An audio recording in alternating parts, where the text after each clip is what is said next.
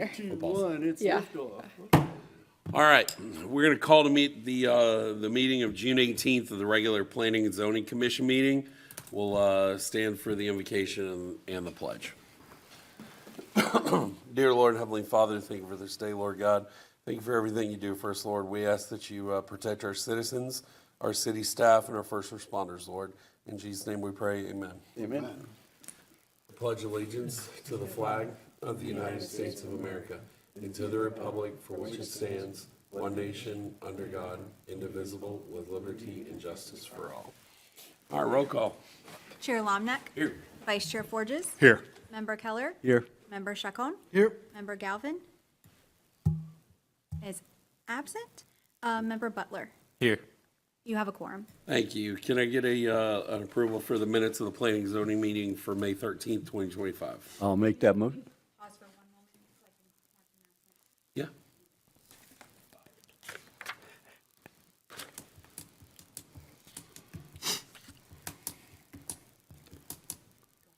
Okay.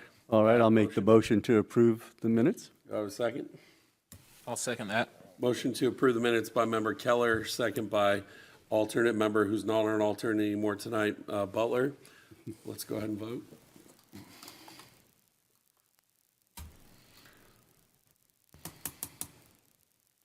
That carries. No old business. New business is 703 Center Street. I'm not going to say this correctly. No, the Mazariegos. Thank you. Mazarigos property annexation and rezoning. This is project AX 052505 and RZ 250505. Planner Balazar. 1 second, sorry. There you go. Okay, good evening, everyone. Tonight I'll be presenting on the Mazariegos property annexation and rezoning for their property located at 703 Center Street. For issues, it is whether or not the Planning and Zoning Commission should make a recommendation of approval for the annexation from Orange County into the city of Ocoee, as well as the rezoning of the property from Orange County R1, which is a single-family residential district, to City of Ocoee R1A, which is also a single-family residential district. Some background on the property is located south of Center Street and approximately 310 feet east of Orange Avenue. It is 0.67 acres. The property is eligible for annexation as it is adjacent to city properties, currently being serviced by city water, and it also reduces the amount of existing enclaves. The property is also consistent with the JPA future land use map, which is low-density residential. Here we have an aerial of the property with a zoomed-in image on the bottom right. This is the zoning map showing those adjacent city properties with their R1A designations. And this is the surrounding future land use map showing the low-density residential designation. So the Development Review Committee met on this item on June 3rd and are making a recommendation of approval for the annexation and rezoning. And similarly, staff is making a recommendation to the Planning and Zoning Commission to make a recommendation of approval for the proposed annexation and rezoning from Orange County into the city from County R1 to City of Ocoee R1A. Great, thank you. Are there any questions for staff? Is there a house on there now? Yes. Okay. All right, we don't have the applicant here. We'll open it up to the public. Anybody? Okay. Close it back, bring it up to the dais. If there's no questions, I'll take a motion. I will make a motion for the recommendation of approval of annexation AX-05-25-05. Thank you. Do I have a second? Second. We have a recommendation for approval by member Keller and a second by member Chacon. No questions. Let's go ahead and vote.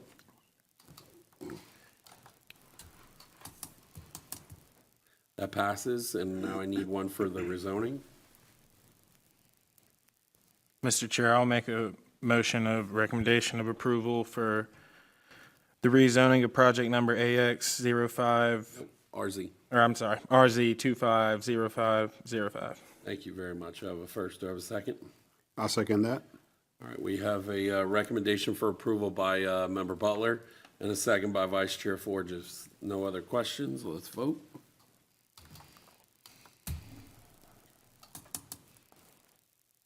That passes. All right. That's all for new business. Miscellaneous, LDC workshop, zoning manager Whitfield. You have a 25-minute timer. What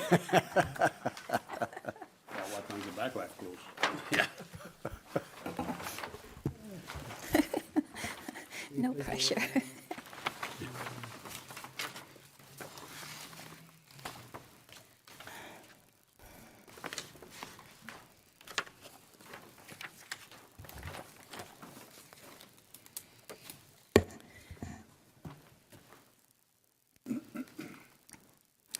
Okay. Good evening, Mr. Chair, board members, my colleagues in the audience. So 25 minutes means no questions.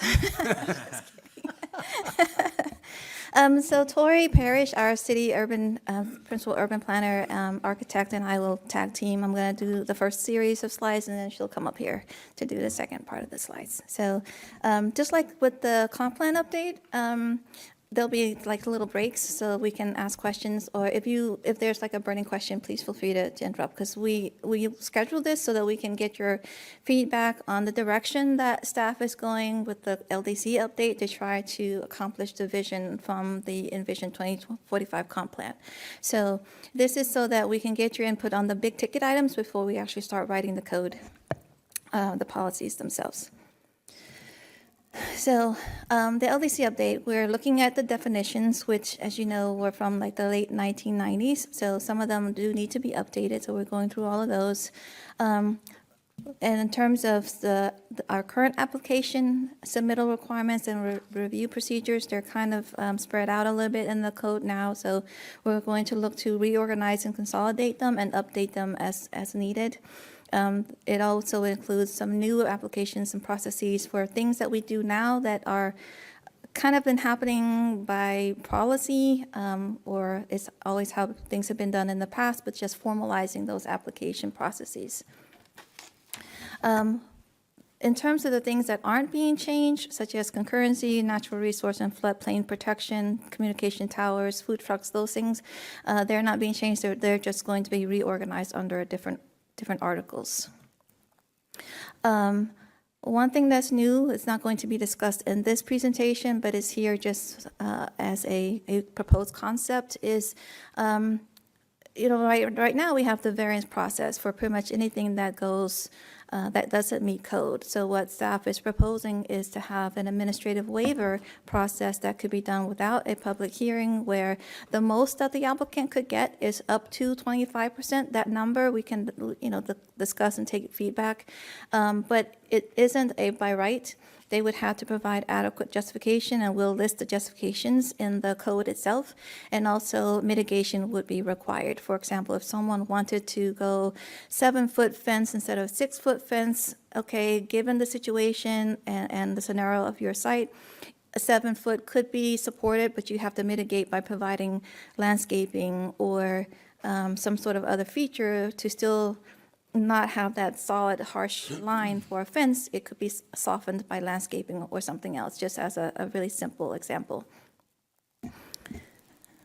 What we will be discussing with you tonight are all these items that are highlighted in yellow. So the first up is zoning classifications and permissible uses, followed by our recommendations for simplifying the development standards for single-family and duplex dwellings, looking at updating the development standards to transition the city from suburban patterns to more urban patterns.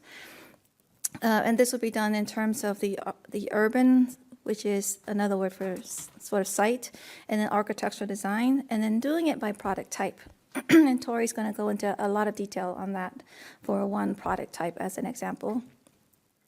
Establishing, as part of the code update, we'll be establishing an enhanced urban and architectural design standards for properties and developments within the downtown mixed-use district. And then overall, as part of the update, we'll be doing an administrative amendment to the official zoning map. So first off, this is a very quick snapshot of all of the residential zoning districts and the ag zoning districts that allow residential as a predominant use. So if you look at the left side, these are all the uses, all the districts, there are 11. And then we put all the permitted uses together. They essentially allow all of these, and we just sort of cross out the ones that didn't apply. And then when you look at it in totality like this, you can clearly see the pattern. We'll just skip the special exceptions really quickly. And then looking at the standards for these different residential districts, you can kind of see that it's morphing to like this cluster here are similar in size, like they are the larger lots, wider setbacks or deeper setbacks and things like that. And then as as the density ladder climbs, you have the R1s and R1As where the lot sizes start to get a little bit smaller. But over here you see there's really no difference in the minimum lot widths and setbacks and building coverage and max height. So the only difference really between R1 and R1A is that one's 7,000, one's 8,000. Everything else is basically the same. Same thing for R2. We have R2 that allows one family, and R2 that allows two family, but the district allows both. And again, the only difference is essentially 500 square feet. Everything else essentially is the same. 5 feet more of lot width for 500 square feet more of lot area. The setbacks are the same. And then interestingly in R3 allows everything from single family detached, whether it's 1,000 square foot home or 4,000 square foot home is still a single family detached. It also allows duplexes, triplexes, quadplexes, multifamily for 5 or more, 1 to 2 stories, 5 or more for 3 or more stories. And really, if you look at the standards, there really isn't a big difference between the standards here with when you go past four units per acre or a 4-unit development. And then the last one is RT1, which has always been synonymous with our mobile home subdivision. And if you look at the lot size and requirements, 7,000 square feet for a mobile home lot is pretty large if all you can put on there is a mobile home with some significant setbacks. So with all of that into consideration, we are proposing to sort of cluster them together in different ways and remove the R1A, R1 AAA, R1 AA, and just say all of these here, if you can see my mouse, I lost it here. All of the large lot, less dense zoning districts, we're going to group them all together and say this is traditional neighborhood, traditional residential neighborhood. So the primary uses will be still the single-family residences. We're introducing urban agriculture in 2 tiers. Tier 1 is, I think I have those numbers backwards. 1 tier is only plants, herbs, pollinator gardens, things like that, no animals, and apiaries. The next tier will be ones that would allow for like chickens or small farm animals and things like that. So those would be a different tier. So, I'm sorry, tier 2 is the one that allows farm animals because it includes the A1, A2, RCE 1 and 2 zoning districts because those are half-acre to 1-acre lots. Having a zoning district that allows animal on the property doesn't negate the responsibility of the property owner from not meeting the nuisance requirements in the other articles, other chapters of the Code of Ordinances. So the list of uses are pulled from the current list of uses in our current LDC, but we're also adding like public libraries. There's no harm in having a public library, a small one, in a residential setting, or community gardens and public parks and things like that. Religious institutional uses are already allowed in A1 and A2, so we didn't want to remove that use to create an illegal nonconformity, or a legal nonconformity, excuse me. So the breakdown is here. Then climbing up the density ladder, we're going from traditional neighborhood to urban neighborhood, so R1A, R1, and R2. And you'll see here that R2 is in 2 places, and that's because R2 allows single-family, detached, and duplex. Urban neighborhoods, you can have a single family and a duplex, but in urban village, you can also have a single family and a duplex, but also multiplexes. So as you climb up that density ladder, you'll see it gets a little bit more dense and more active in an urban neighborhood situation. As you go up to urban village, it gets a little bit more active to include the townhomes. But we are proposing code language in the LDC to limit townhomes to a certain number of units per building. So you won't have, even though it's townhomes, you won't have like a 12-unit townhome building, like a series of 10-unit townhome buildings, so that the scale of each building, while it's still townhomes, is more manageable in size.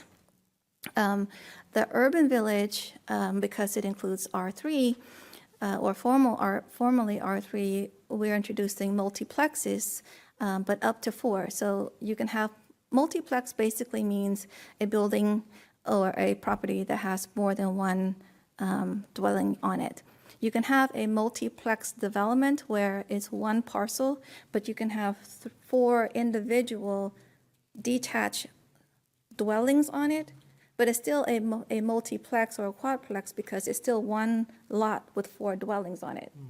So when you think of multifamily, it's not always big apartments. It could be 4 little houses. That's why we are proposing to eliminate the minimum living area. So you can have 4 cute little 800, 900, 1,100 square foot homes near each other, sharing a driveway, sharing the green space, sharing parking. It's still a multifamily, but the individual structures themselves look like houses. So as someone's driving down the street, you can't really, you won't know where the property lines are. It'll just look like a little cluster of homes, even though it's a multiplex development. In the urban village, we're also suggesting live-work units. So you can have a building that looks like a nice house, but the office could be downstairs and the apartment is upstairs. Then continue with public parks and community gardens and things like that. So one transitional thing that I want to point out that we're suggesting is that transition from just neighborhood to village, R2, R3 combination, the urban village, in the special exception. There's an opportunity for up to 2,500 square feet of commercial, but it's not just any commercial. We're specifically saying small-scale neighborhood enriching commercial. So, if the use isn't, like the city's perspective is not enriching the neighborhood that it's serving, then it really doesn't meet this criteria. So as part of the special exception review process at a hearing, that is this body and the city commission can make those determinations. Is this use really enriching the neighborhood? Another example is if there is already a use that's there, let's say it's a dry cleaner or a tattoo establishment or a massage establishment or a coffee shop. We don't need multiple of the same one in the same plaza serving the same neighborhood. So those are some of the things that we're toying with. And then again, climbing up, the next one is transitional districts. So right now, RT is kind of generally perceived as a stigma of negativity because it's mobile homes. But we want to move that away from that negative stigma and use RT for it really is. It's a transitional district to include mobile homes, but it also includes tiny homes and cottage homes and a large acreage, but all the homes are clustered near each other so that there's more room for shared common space or a community garden or something like that. In the residential transition district, the 2,500 square feet or up to is a by right type of use, still has to go through site plan review and all that stuff, but it's still, the intent is neighborhood serving. So it wouldn't be a use where all of their activity is online sales. Well, you're not really contributing to the neighborhood if most of your business is online sales. So if the person or the developer wanted to go a little bit bigger, like up to 5,000 square feet, which is the max for residential transition, they would have to go through a hearing. Then the last category for residential is the mixed residential. That's R3. So you'll see R3 is scattered in 3 different categories because, as I mentioned, it allows everything from single-family detached to apartments. So in R3, you can have the multiplexes, the townhomes, apartments, live work, all those smaller mix of housing typologies. The commercial up to 5,000 is also allowed by right. In terms of standards for the new grouping of zoning categories, the current requirements for building setbacks, minimum lot widths, lot size, coverage, impervious heights, we're still going to keep those categories of standards, but we're going to look at them as a whole to make sure that we establish a standard that it essentially is like the most restrictive, so that anything else that's less, let's say if we establish a standard for urban neighborhood, for example, that has R2 in it, and we make if the requirement right now is 8,000 square feet, and everything that's come in right now has to meet 8,000, if we establish it at 7,000, then everything else is already meeting that, because the minimum is already met. If the setback, for example, is 20 feet, and we change it to 15 feet, because the house is already built at 20 feet, having 15 feet isn't going to create a non-conforming situation. So that's what we're looking at. So these typical lot minimums and maximums would only apply to the housing typologies of single-family detached structure and duplex structure. So as I mentioned, a quadruplex, it's one lot.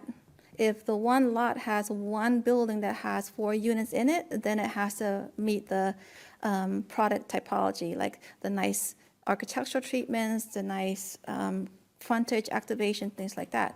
But if that same lot were to come in as 4 individual little cottages, then we're not going to really regulate every single little cottage. It can look like its own, like someone's own little custom home.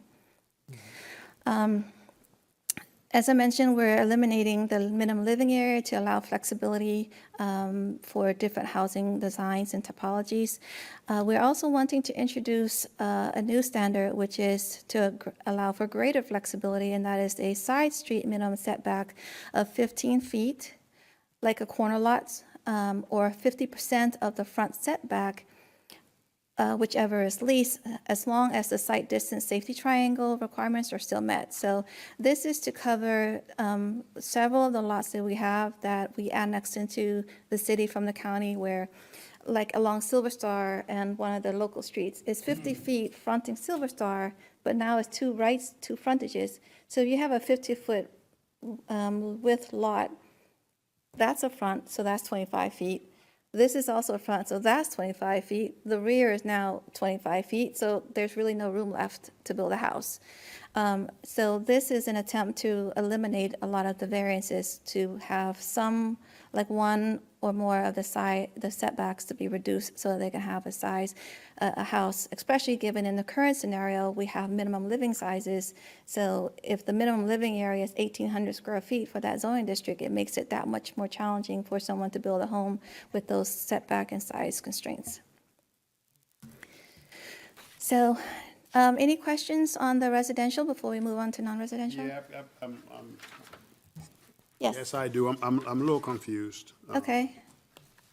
with the limiting the minimum living area requirement. Maybe I missed that. Is this on all of the residential categories or just certain of them? Because It will be for all of this whole block right here. If you can see my mouse, the traditional, urban village, and transitional. really, what? Ooh, is that good? So the Florida Building Code Yeah, several exactly. years back. What's the purpose for that requiring a minimum home size? Flexibility and diversity. Yeah, so right now, there's a minimum, like, I think the smallest size, I want to say is 1,100 square Okay. feet. We didn't put it in here because we are planning on removing it. I think the smallest size is, I want to say 1,600 or 1,500. But sometimes the person doesn't want that size house. It maybe is their retirement home. They only want 950 square feet. The reason why for staff it makes sense is that the Florida Building Code recognizes tiny homes. A 380 square foot tiny home is an average size. 850 square foot tiny home is actually a tiny home mansion.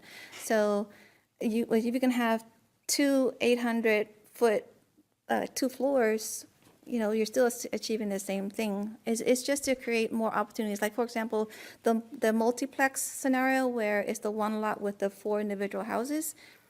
If the lot is only an acre, in order to create more common space, shared parking, and all that stuff, the house sizes could be a little bit smaller. Okay, But so with- in this group of categories, you can't actually put tiny homes in any of those. The tiny homes are only allowed in the residential transition, RT1. where the RT, like Pioneer Key. I'm sorry, let me rephrase that. A tiny home type size. Yes. Any of those. Yes. We're just not gonna call it tiny homes. Yeah, well, tiny homes, cottage home, anything that's smaller than like 900 or 1,000 square feet. The idea is to apply this residential transition to like Pioneer Key, 1 and 2, Mobile Lane, those areas, those are all small lots. But because they're small lots intended for just mobile homes, no one, like a developer can't come in and remove all the mobile homes and build houses because the lots aren't big enough to support a 1,600 square foot house.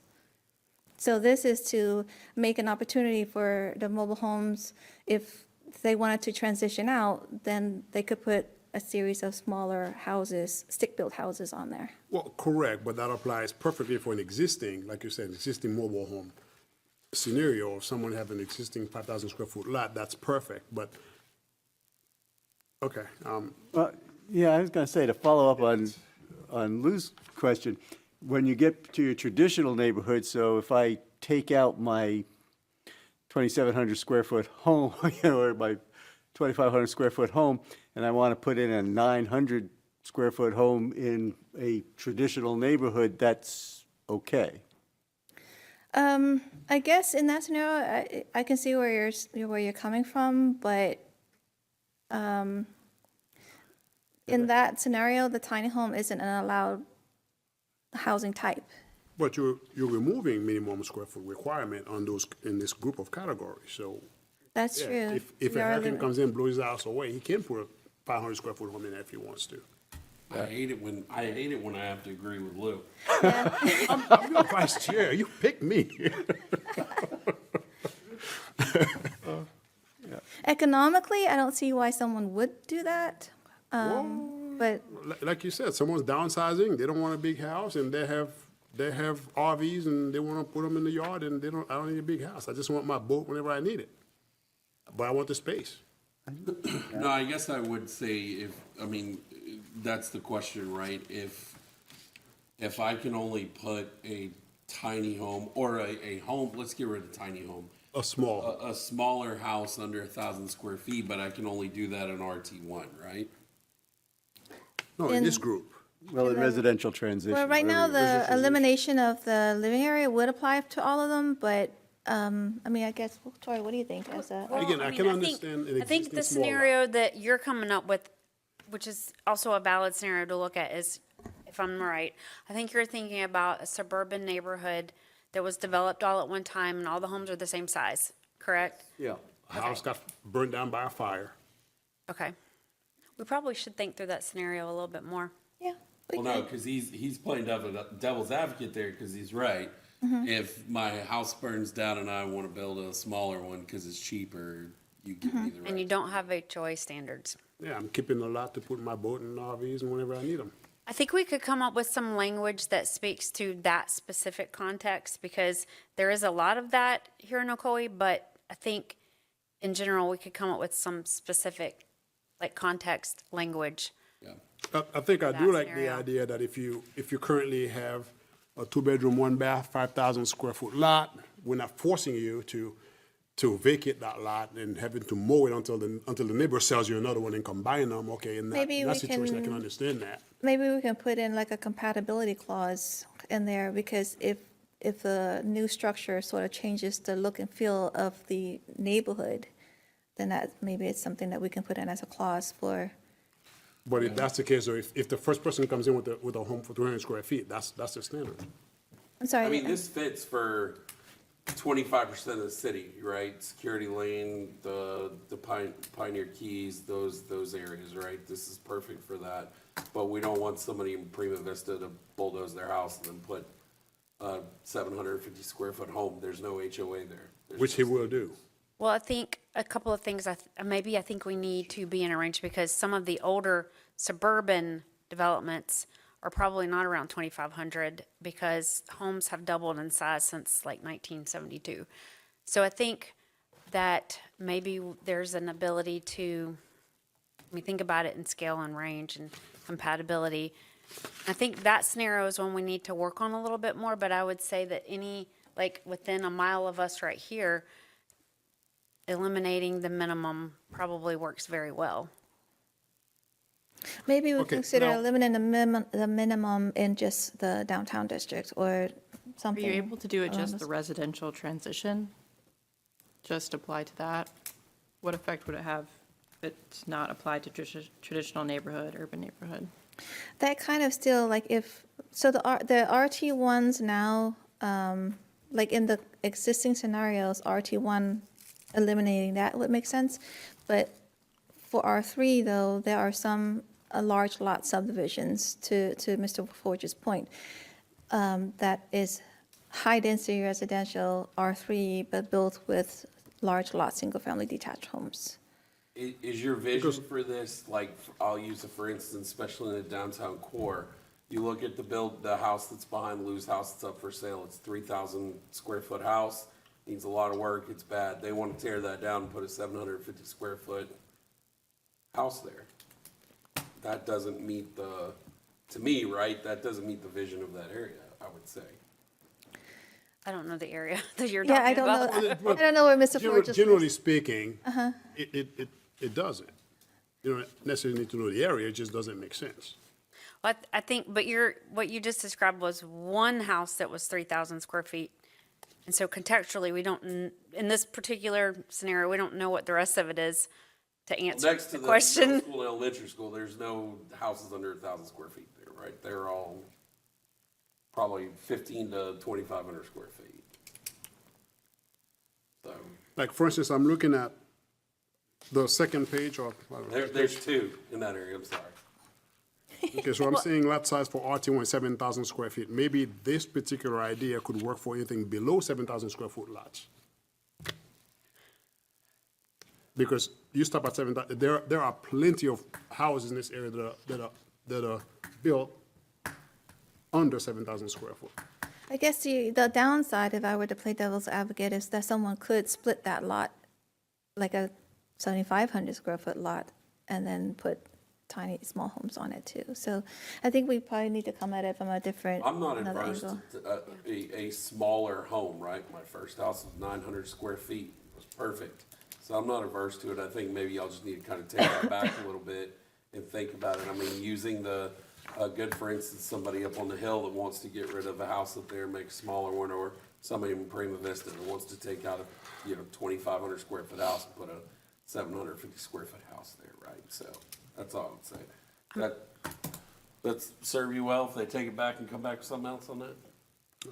I would put more thoughts into this. Okay. And I'll tell you a little bit more about where we're coming at this from is the ability to, we all know housing is super expensive. So looking at a variety of housing sizes so that we can provide for people of different seasons in life or income levels, to enrich the community with that. But also, some of the scenarios we're talking about with the duplexes, triplexes, getting them small enough to fit on a lot and putting them where they work, that's an area where we're definitely going to have to look at lowering or eliminating the minimum size. So we can take it back and look at that traditional neighborhood and some of those scenarios. Yeah, no, it makes total sense, Appreciate but it. it also says, I'm going back to Prima Vista just because I know it's a non-HOA neighborhood, right?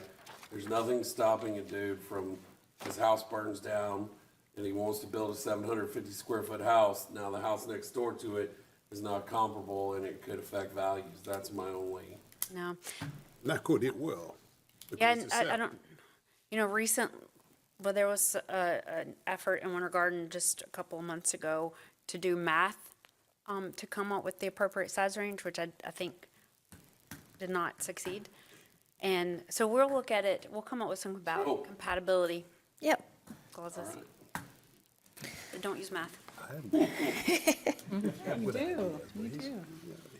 Again, well, this is why we're having this meeting tonight, is so that we don't actually go and write everything because I personally don't like doing the same thing twice.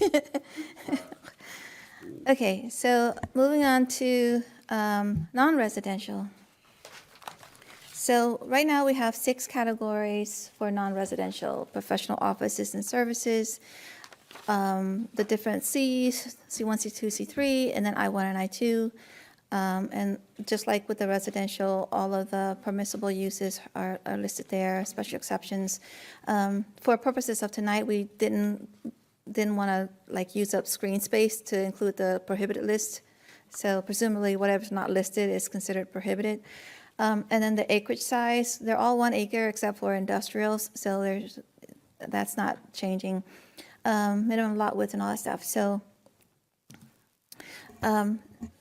we are proposing something that still ends up with 6, which is collapsing professional offices and services into C1, because offices and essentially all of the uses in that P-S zoning district are also allowed in C1, so there's really not a need to separate the two.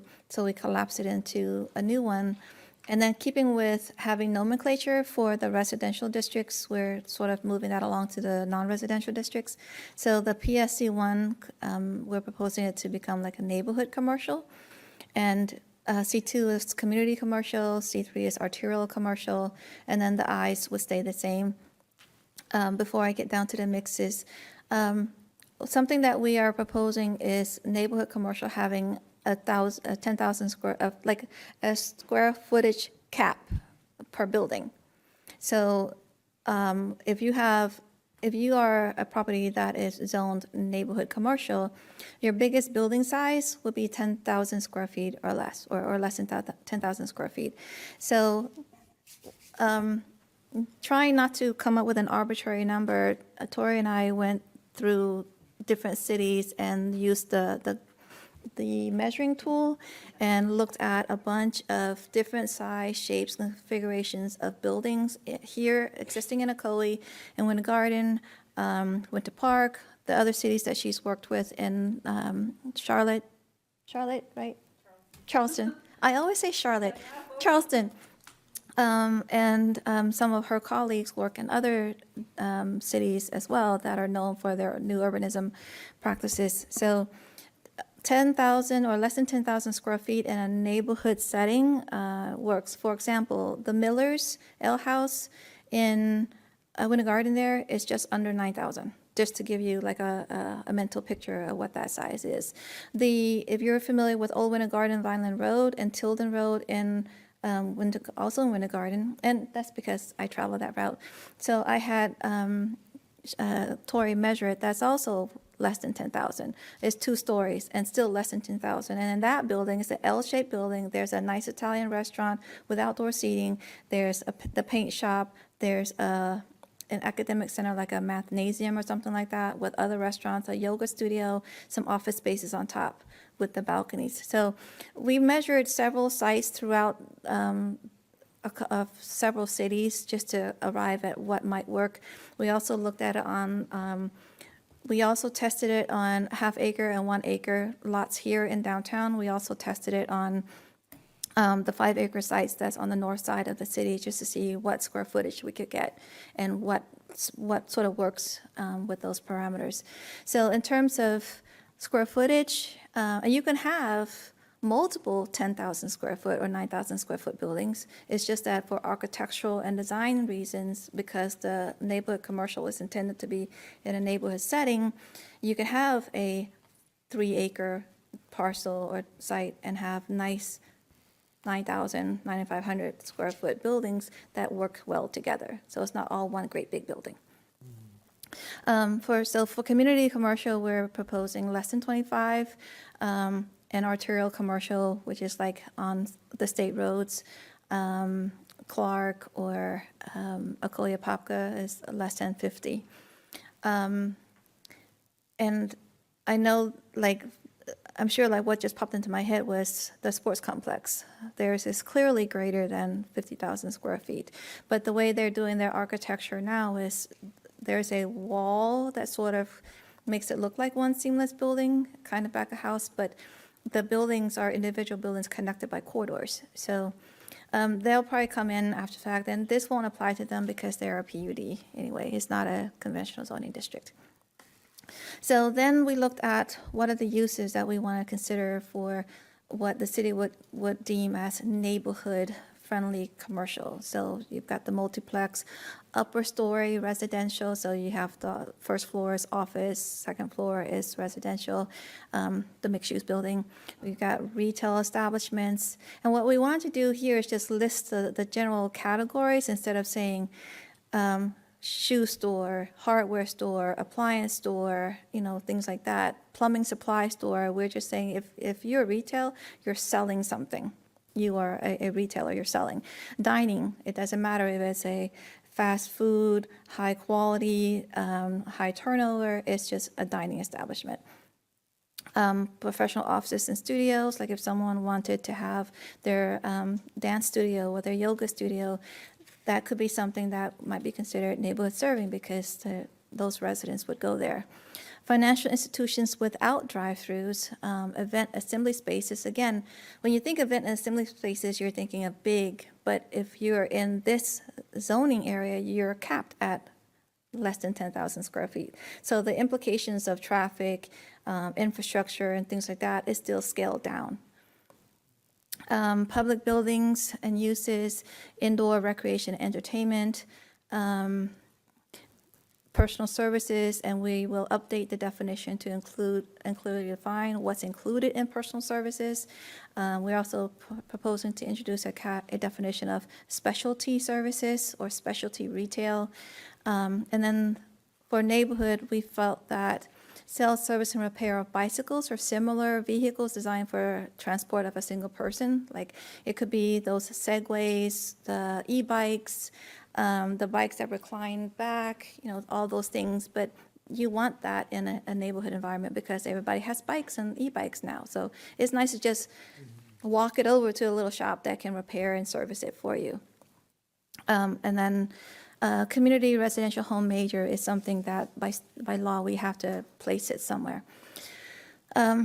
Community commercial, so all the uses that we feel are generally compatible with neighborhood, we can also allow those in community commercial. So all the uses that are in neighborhood, formerly PS and C1, would also be allowed in C2, now community commercial.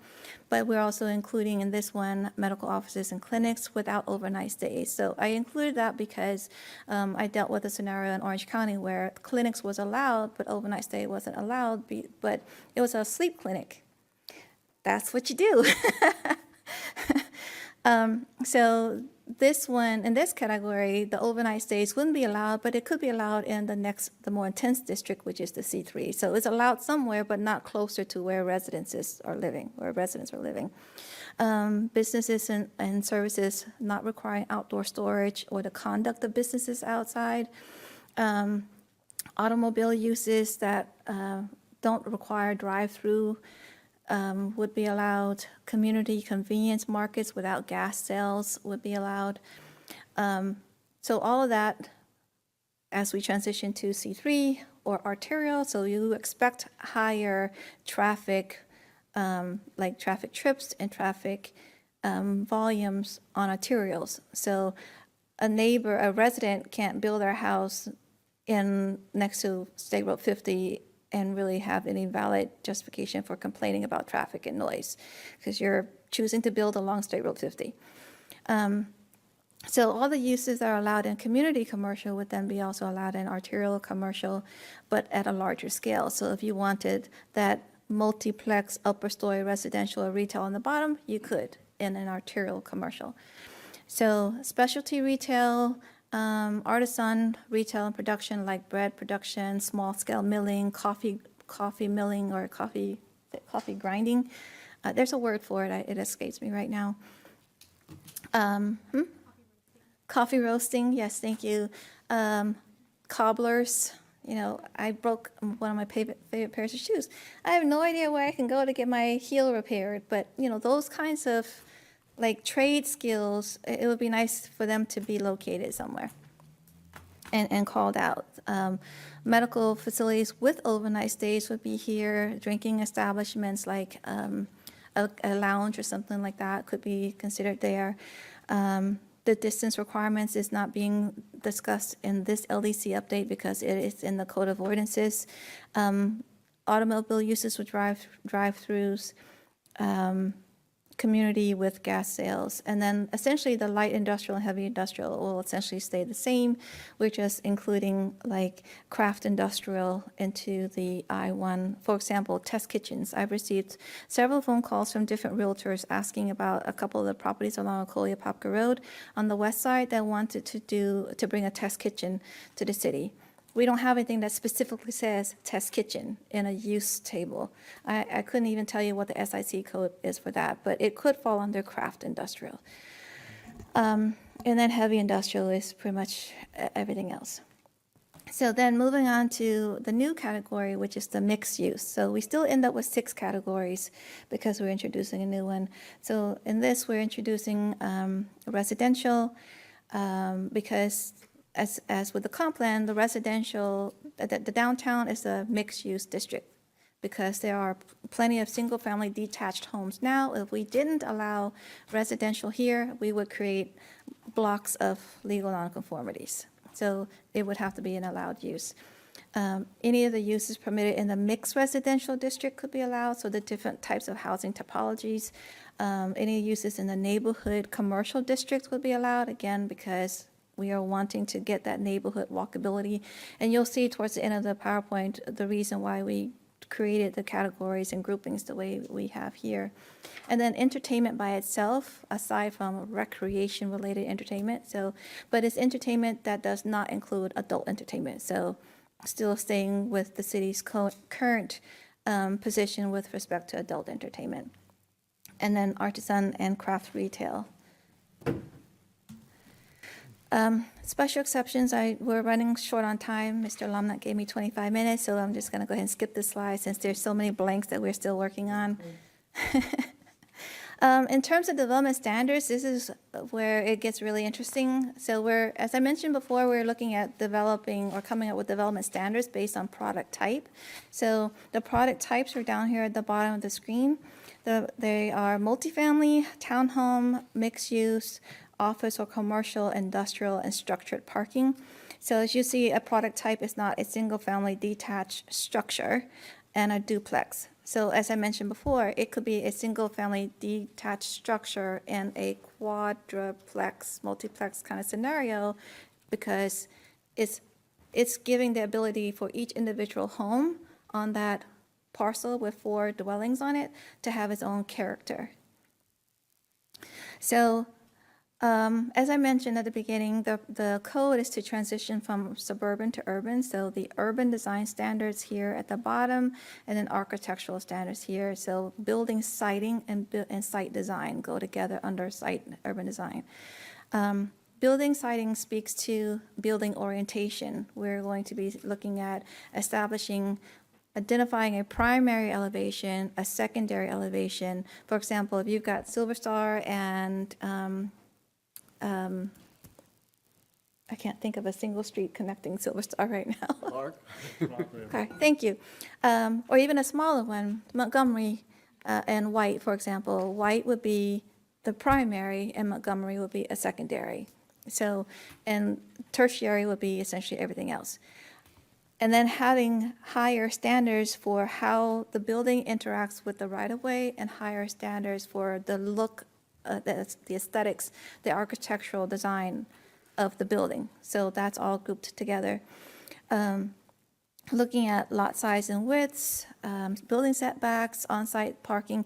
And just so you know, when we came up with this and putting all this together, Tori and I and another colleague, when we did a site visit, like a half day, we went to Winter Garden, Plant Street, downtown, and we took the measuring wheel with us and our notepads and took pictures, and we went to a spot and we like, how does this feel? What is this? What is the experience? Does it feel too crowded? Does it feel safe? Does it feel like, is it comfortable? Okay, it's hard to understand what that is without knowing the actual dimensions. So for every spot that we went to, we took pictures of it and then we measured it from the travel lane curb to the first vertical line of the building, We took those measurements. The sizes of the planter beds, where the trees are, the heights of the benches, and where the benches were placed, how all those things, how the buildings go in, over, out, that's articulation, how that feels. If we say 5 feet, does it make sense? Does it fit? So we went and we looked at the location where, okay, this is a nice grouping of chairs and tables. This is another nice grouping of chairs and tables, and we still saw people walking freely, and so we measured how wide is that space for the chairs and tables to fit comfortably? How wide is the travel path for pedestrians, and then on the other side? So we took all those measurements, and we plan on incorporating that into specific code language in the LDC, following each of these categories in these 4 columns here for each product type. So that's why we wanted to get your blessings on this approach before we actually went in and like put all the meat on the bones. Continuing on, looking at on-site parking circulation, site design, making sure that as projects come in, we're avoiding dead ends. We want to protect that public realm. We want to protect that terminating vistas and pedestrian access. It's not enough to just sidewalk, grass, sidewalk from the public sidewalk to the building. That's not very inviting. We want to see, okay, here's the back of the curb, here's where cars go. This may be where the right-of-way is, but the pedestrian is still in this area, so we want to make sure that they feel protected and safe from the cars, but not having the uses too far separated from each other. So that leads us to looking at, do we still need to keep that 25-foot front setback? A 25-foot front setback is not enough room for 1 travel lane and 1 row of parking. It just isn't, because the parking space is 20 feet. You can't have a 5-foot drive aisle, so it forces a 2-stack row of parking with 22 to 24-foot drive aisles in the center. And then the building's now not just 25 feet back, it's more like 45, 50 feet back. Because economically, it doesn't make sense you can't physically fit the parking there. So if we eliminate the minimum front setback of 25 feet and say, okay, you can move it up the building line to 15 feet, have your paver nice walkway 10, 12 feet, which we measured in Winter Garden, and Tori's also looked at it in Winter Park at their main street.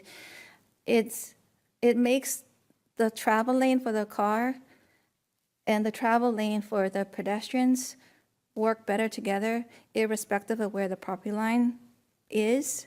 But we can, because we know that we measured it from road to the building, and then we look at the property appraiser's website to see where is the curb, where is the property line, and where is the building. We can then do the math to say, okay, 10 feet back is fine, because now you have a 15-foot space of nice pedestrian area and street furniture area that still works. So over the past 6 or so months, that's what we've been doing to try to come up with this. The site design would also include like landscaping and buffering. In an urban environment, our current code requires 10-foot separation, a 10-foot setback landscaped along the internal property lines. It doesn't care, the code really doesn't speak to or doesn't recognize that you don't need to buffer an office building from a restaurant. The way the code reads now is each lot has to have 10 feet landscaped. Well, in an urban environment, you don't need that. You want the connection.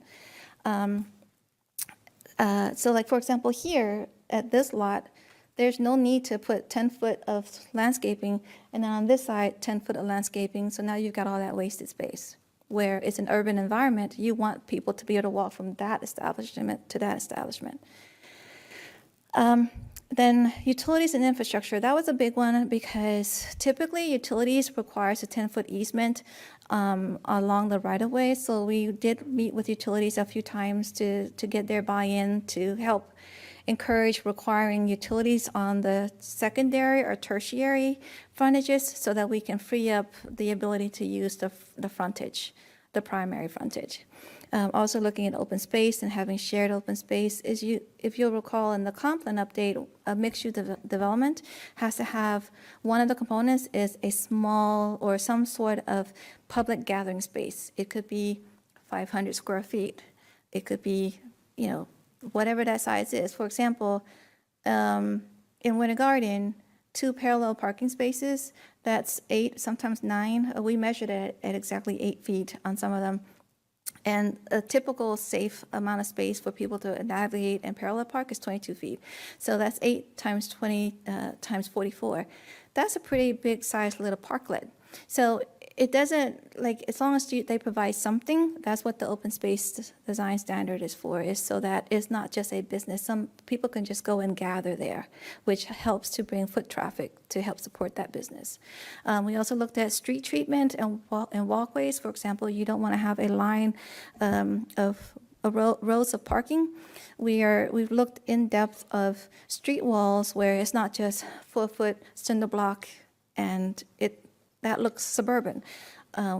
Tori has a bunch of things that she's written up so far about screen walls where different architectural types, different materials, plantings along those things so that it's inviting, but it's still shielding the eyes from the parking lot.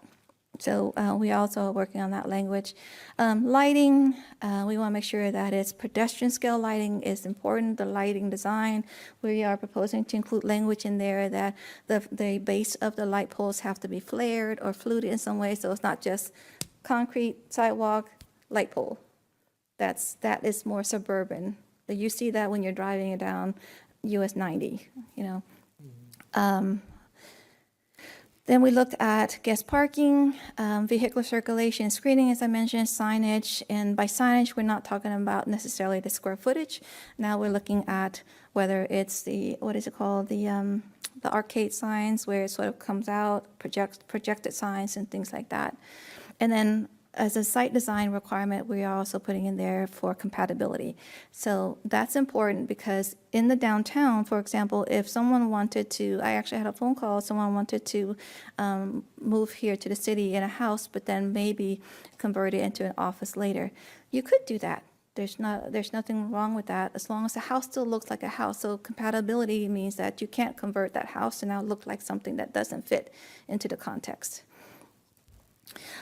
So that's urban design, and then moving on to building design, form, massing, the architectural design itself, materials and finishes, all these things that Tori's going to cover, and then accessory structures. So with that, I'm going to turn the mic over to Tori, and she'll tell you in a second that it's basically taking one of these product types and taking it from building siding all the way to accessory structure. Why don't we actually take a little 2-minute break, 5-minute Okay. break? Let's use the restroom and then come back. Okay, that works, thank you. All right, you got 10 minutes. No, I'm kidding. Take as much time as you want. I mean, I just say that because she rolls over to the next hour, so you know what I mean? Take all the time you need. Okay, we ready? We're Okay. back. I'm going to backtrack just for 1 second because I'm already churning some thoughts out about your questions about eliminating the minimum square footage. And I'm going to play devil's advocate now. In the scenario that we need to think about related to sort of suburban developments all built within the same time range, all roughly the same size.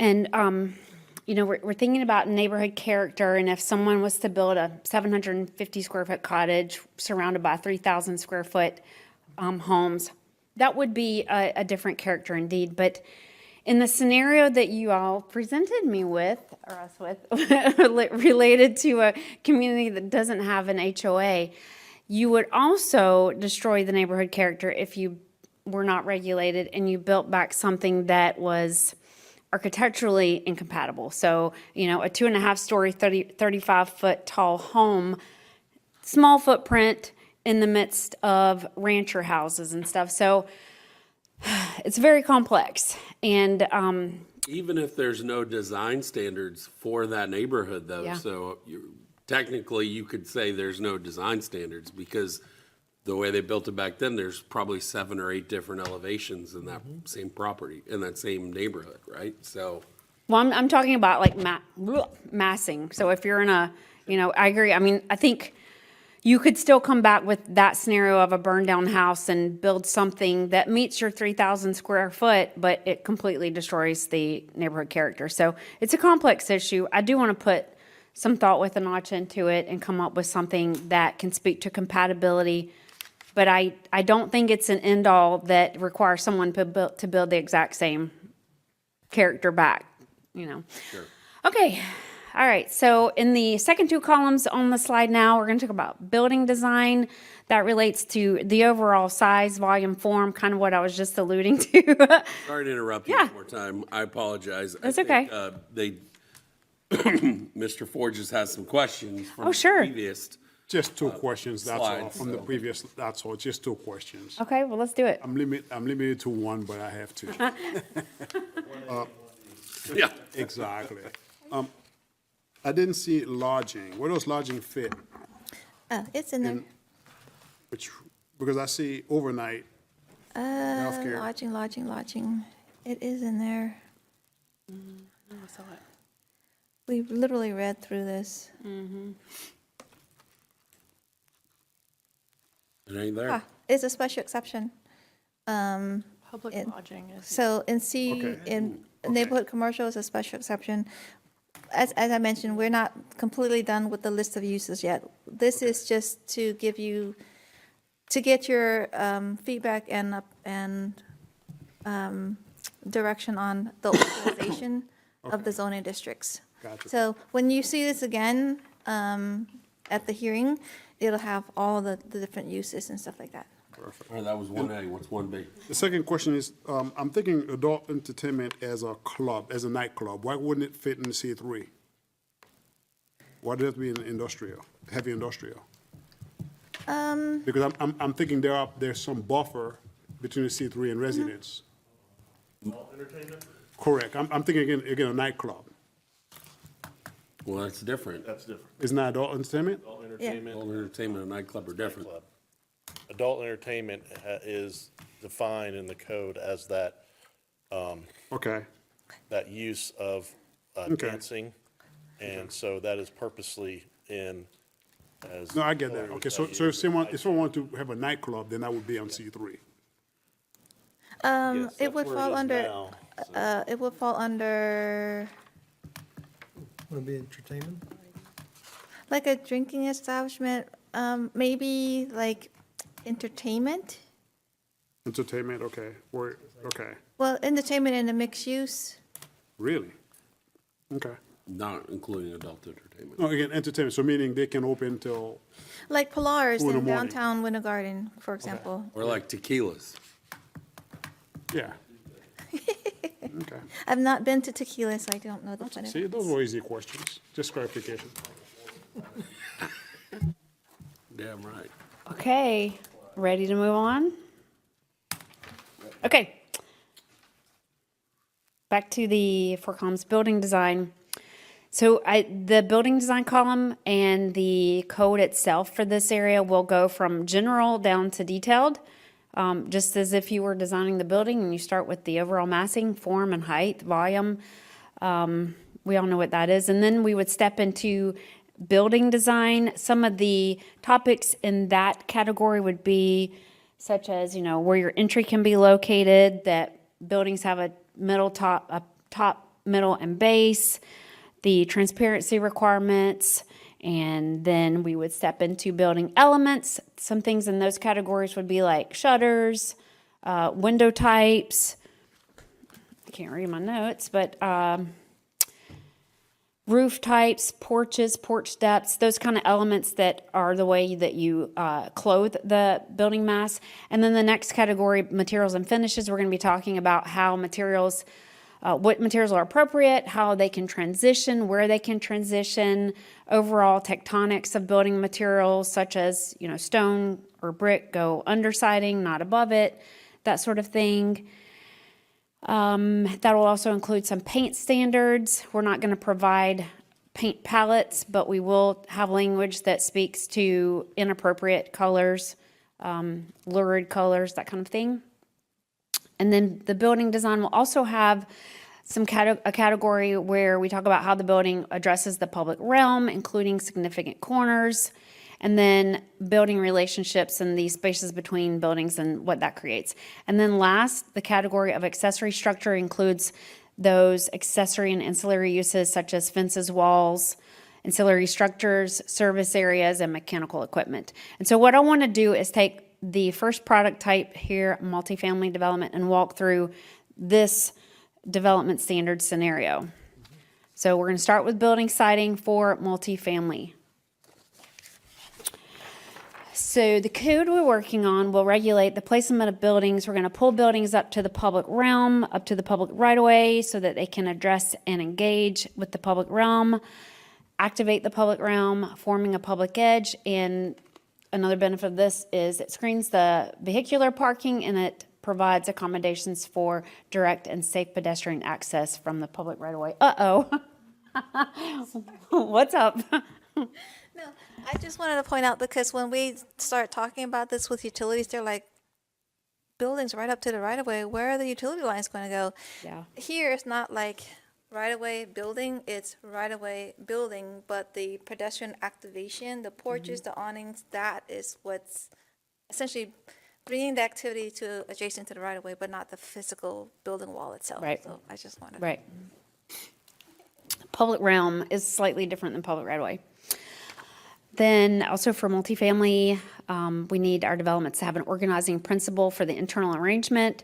That could be the organization of the buildings around a useful open space or green space, amenitized, organized stormwater, some sort of internal street grid, with internal main streets, or we could organize these around mixed-use components rather than parking. And then we, as I mentioned before, looking at building relationships that create useful and usable spaces between the buildings, such as courtyards and parklets. And then in multifamily development, we're also looking at terminated vistas for important view sheds, such as from terminated internal or external streets. And you know what? I'm going to let you rest on these examples for a moment. The top left photo is organizing buildings around stormwater. Top right, organizing buildings up at the public realm, hiding the parking, and then some examples of pedestrian connectivity, relationships between buildings. All right, and then that second column we talked about was site design. So I'm going to walk multifamily through that.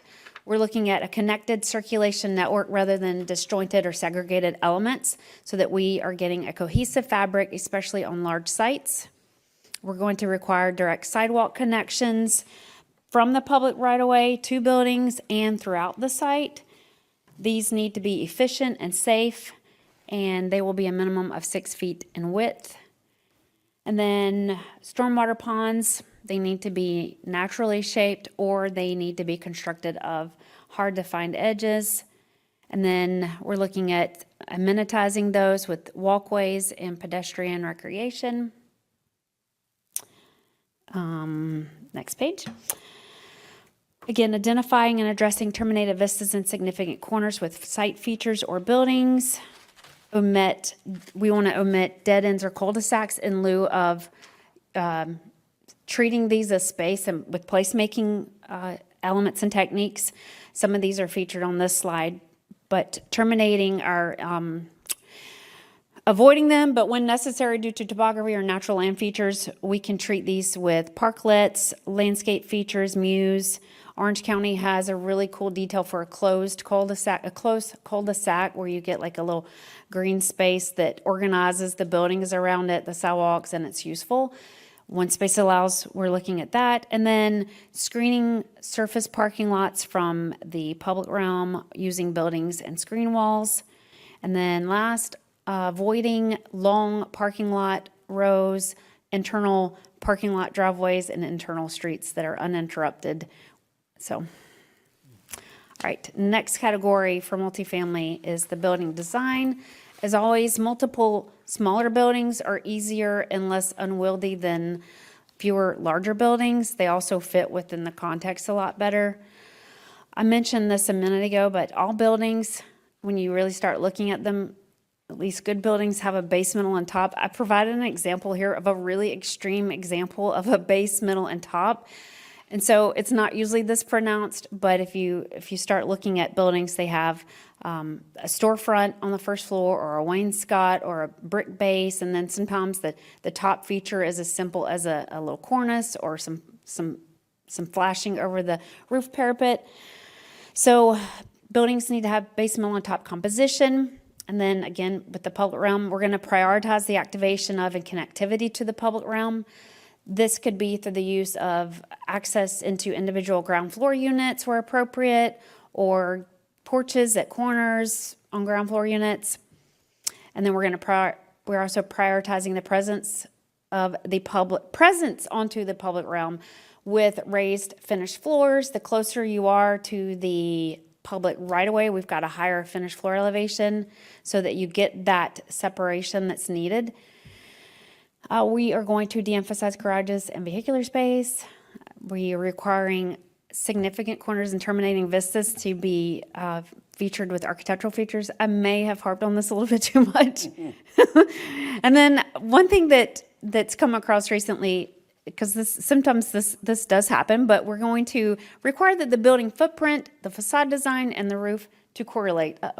No, it's not add-on. It's an add-on. Yeah. So the reason why we wanted to emphasize the separation and the height, the raised finished floor, is that when you walk around, like some cities, like in Baldwin, for example, or not cities, areas, we saw situations where there are nice townhome designs, but the front door is at the same grade as the sidewalk.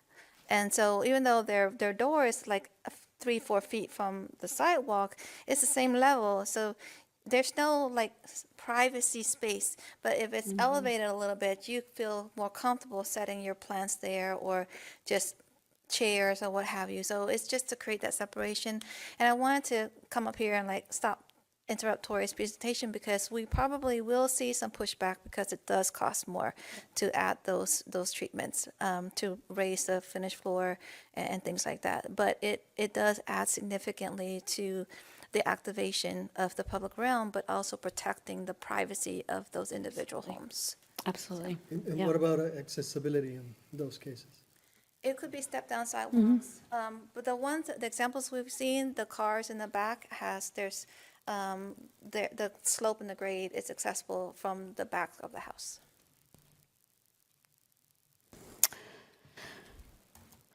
Okay. We have language to omit or to restrict the use of faux facade treatments, such as, faux windows and the things that create sort of a stage set scenery. All right, and then regulating the scale of buildings through articulation. Long, flush, flat facades don't speak to the human scale, so having recesses and protrusions that add to articulation along the building facade will bring the scale down of the building. Regulating building elements to be sized appropriately and used correctly. So porch depth, the size of shutters to fit the windows, things like gable depth, material tectonics, column and beam connections to be aligned, and the use of brick and brick treatments.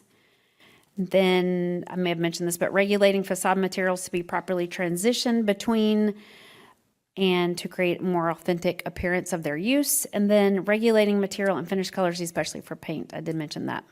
And then last column is the accessory structures. So again, for a multifamily product, you would see this come to play with requiring the amenity and support buildings, such as the clubhouses or cabanas, to be designed in the same architectural language and style as the residential buildings, provide access via safe pathways. Also, the more utilitarian structures, such as the dumpster enclosure, that would be designed in a similar fashion to fit in and to visually go away. Mechanical equipment such as air conditioning condensers, that would be tucked away and screened. And then screen walls for surface parking lots when they're up against the public realm. We want to get that nice edge, and we want to visually screen the cars and the parking. So the design of those screen walls would need to be integrated and coordinated with the primary buildings on the site, and then a requirement for guest parking. Any questions? Because I did kind of fly through it.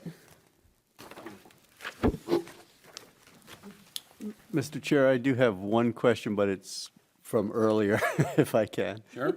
And that's the question, I know you said you were doing winter garden a lot as far as measuring sizes and all that. The question that I have is for bicycles. In winter garden, especially downtown winter garden, you basically have that center median, which is bicycle.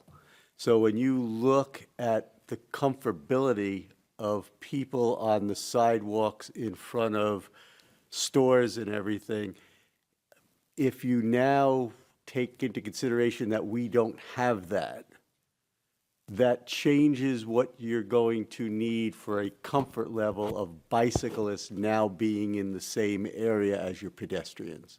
Correct. So in Winter Garden, that bicycle path, I don't know if this one's, it's on, okay. So in Winter Garden, that bike path is the West Orange Trail. We measured it from building all the way to building by adding we measured it in pieces from the wall to the edge of to the curb. Then the travel lane, which were typically sometimes like 8 feet.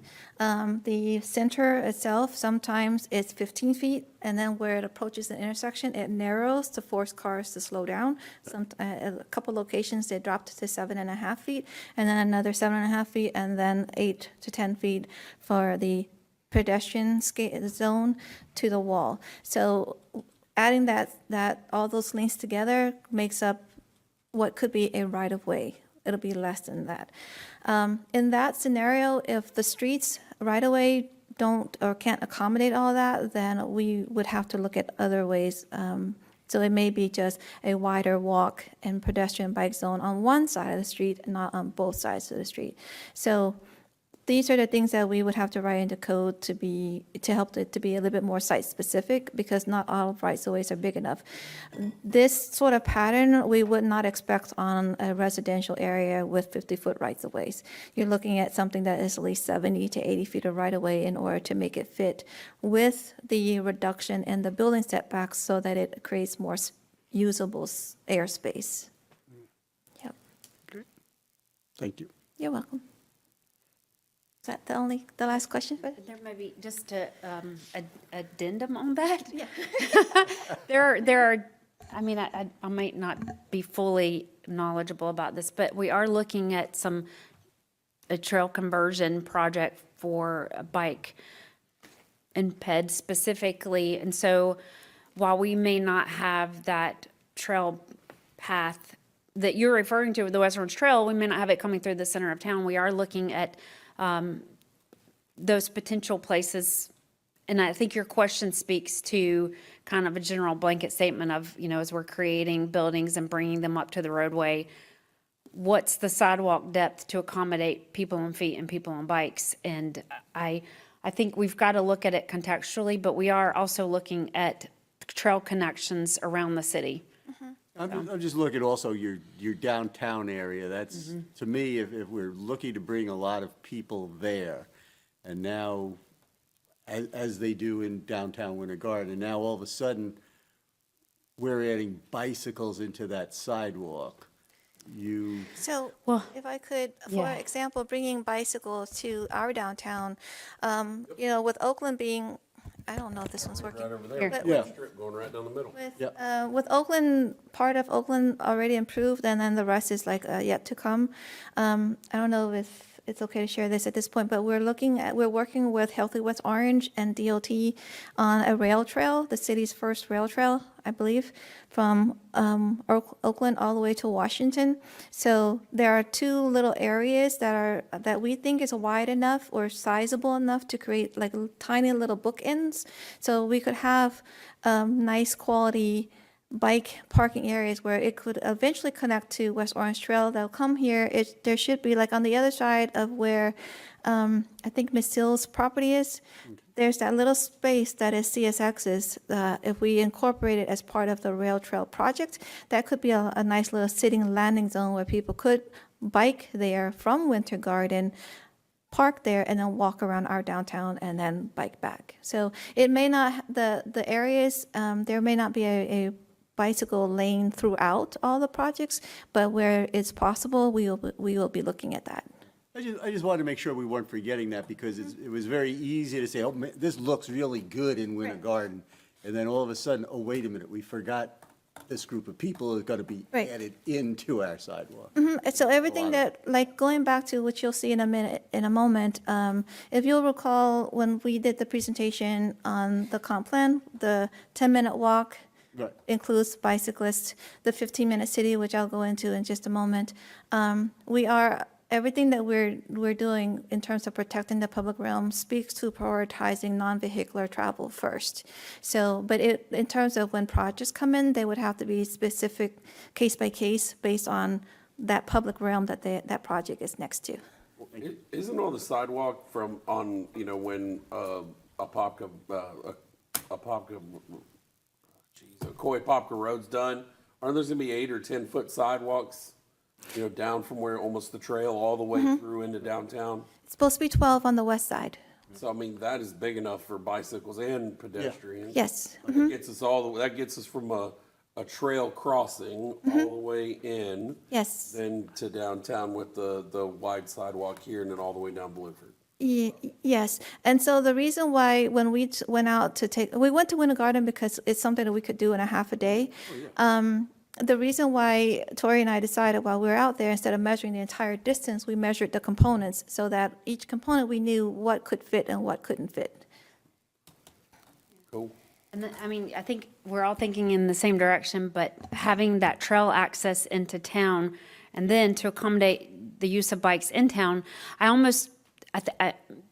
my personal thoughts are that we would, in town, I feel very safe on a bike on the street. So I would want to separate that from the sidewalks here in town. I mean, in Winter Garden, I ride my bike on the street, not on the sidewalk. But I think getting access into town on safe, separated bike lanes is really something that we are thinking about constantly. And then where to park bikes, because we do want to encourage that use. We come to it from a very pro bike place. In fact, I tried to ride my bike between Ocoee and Winter Garden, and Tori had to be I ended up lying on a bench asking my husband to bring me water. So it's not direct, but it is something that we're consistently thinking about is providing places, getting people into town on bikes, and then what they do when they're here and where they park. So Yeah, something that we could consider too is that when in locations where right-of-way is insufficient, to have a separate bike lane, those could be opportunities where we could have sharrows, which are where the road shares the lane with the bicyclists, or instituting something that says, okay, in this corridor, this area, you can bring your bike, but you have to walk it. You can't ride on it. So you can bring your bike, walk it with you from store to store. The stores will have bicycle parking. And then when you're ready to leave that area, you can bicycle back home. So. yeah, good point. Any other thoughts on that? Nope. Okay. Yeah, I like it. Okay, well, thank you for your questions. We really appreciate it because like we are constantly in this, like I'll present a crazy idea and then Tori will shoot it in different ways and she'll present a crazy idea. And then, so, but we're both very passionate about it and we really do want to get the code to a place where when we leave here, the next group of young planners can take it and keep going and create, for Ocoee's turn to grow up. So. All right, so as I had mentioned or alluded to previously, in the comp plan, we talk about the 15-minute city. So what we did was we looked at the future land use map, we looked at the joint plan, the JPA future land use map, and we tried to, so we literally, I rolled out my very well-loved, and this is where you can pull these out now, zoning map, and Tori has, everywhere she goes, every meeting she goes to, she has her roll of traceable paper. So we cut out little circles of quarter mile and half mile, and we use those to say, okay, where are the pockets of that are void of potential commercial activity? The goal being, it would be nice to have neighborhood commercial a 10-minute walk, 10-minute, a quarter of a mile is essentially a 10-minute walk. A half a mile is essentially like a 15-minute drive / walk / bicycle trip. So we did that in specific locations. One set of locations are properties that are already inside the city that are already zoned commercial. So we put little circles around those. The blue circles are quarter mile, the reddish circle are half miles. And then we looked at the joint planning area agreement, future land use map, which are properties in the county that will eventually at some point come into the city, to see what are their current future land use designations. And then we looked at the aerial for those areas to see what is the property currently used for.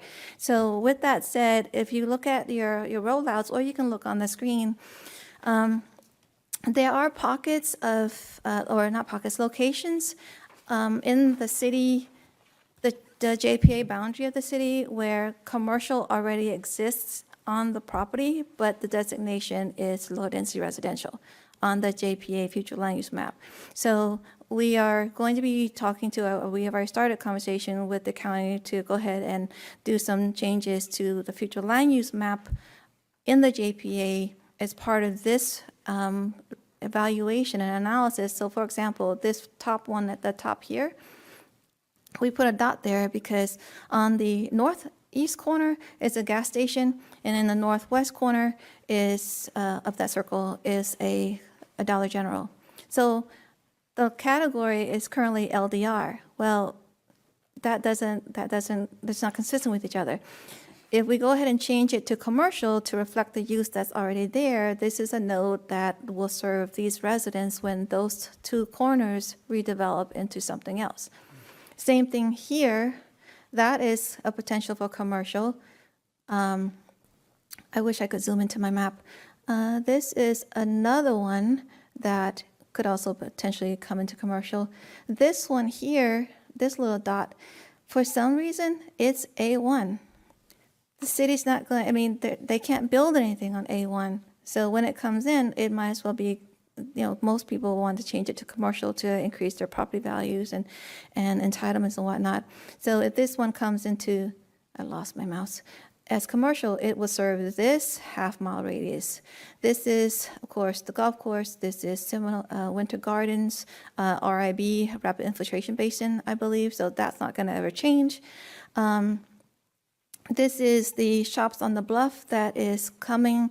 So we did a quarter mile and a half mile around that. So this is already C1, half mile, quarter mile around that. So as you can see in these circles, if we go ahead and focus neighborhood or community commercial in these areas, limiting them to 10,000 square feet or up to 25,000 square feet, it gives all these people in these residences in these yellows opportunities to not have to drive to an interchange or not have to drive to downtown. So those could be little villages, or not have to drive to State Road 50 or the mall and things like that. So that is the concept of trying to get to that 15-minute city, which is why we did the zoning districts for commercial to be based on square footage, so that there can't be a big box occupying a corner that makes it look suburban. It needs to look like a village.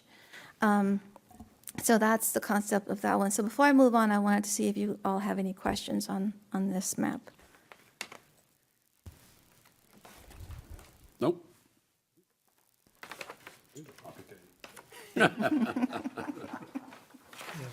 I'm looking to the other end of the dais. Okay. So south will not be, So south, I didn't put circles because those commercials already there. And then, like, for example, Westmere, it's gated. They're not looking to be able to bike or walk easily. So, but if we were to put the same circles there, this what the Publix is will already serve this area. And these are commercial. And then it's not ours, but Winter Garden has a big commercial pocket that's right there. So those residents are essentially sort of served. The other thing that we did with respect to this analysis, we've shared it with the utilities department, and they are working to create maps to show where their existing sewer lines are and where their planned sewer lines are to make sure that the recommendations of changing these to commercial is plausible, because we wouldn't want to recommend something to go to commercial if there's no sewer line within a reasonable distance. That would present a problem when it comes time to site planning. So the utilities GIS staff is preparing those maps, but they're just not ready for today's presentation.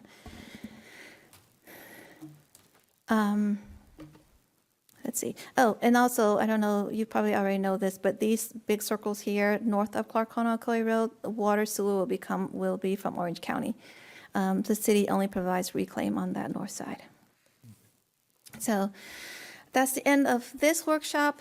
Next workshop we'll be bringing back to you some responses to your comments and questions, but the next one we'll be looking at vehicular and bicycle parking ratios and design. Like, for example, we don't have any standards for angle parking right now. Non-conforming uses and structures and how to deal with those and phase those out, and signage. So that's it. Thank you so much for your time. Anybody have any questions? Perfect. Project status report? Anything you want to tell us? How's the new cell phone tower project coming on Clark? It's done. It's already there. It's done? Yeah, it's got a cross on it and everything. Well, I know it had I thought that was like a temporary cross. No, It's completed? It's Why does done. my cell phone service suck so bad? that I can't answer for you. Cricket wire. Mike tells me all the time, like, Nacho, see your red cross from my office. Yeah, I don't think I have any other project updates. I mean, I'm sure I do, but I just, Everest is almost done. We are working on their CO. Lake Lily, the Heller Brothers property next to Alibi, they've submitted their first site plan for Lot 1. It's a plan that covers Lot 1, 2, and 3, so they are in their first round of reviews.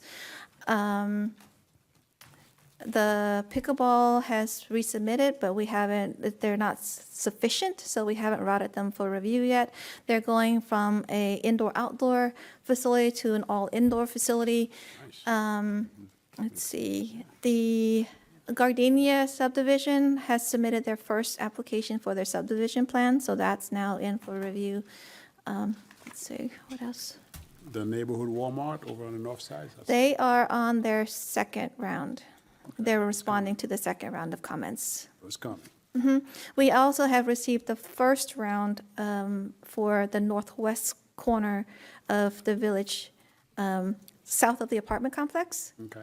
on the west side of that driveway entrance. So that one is it's in their ballpark now, so.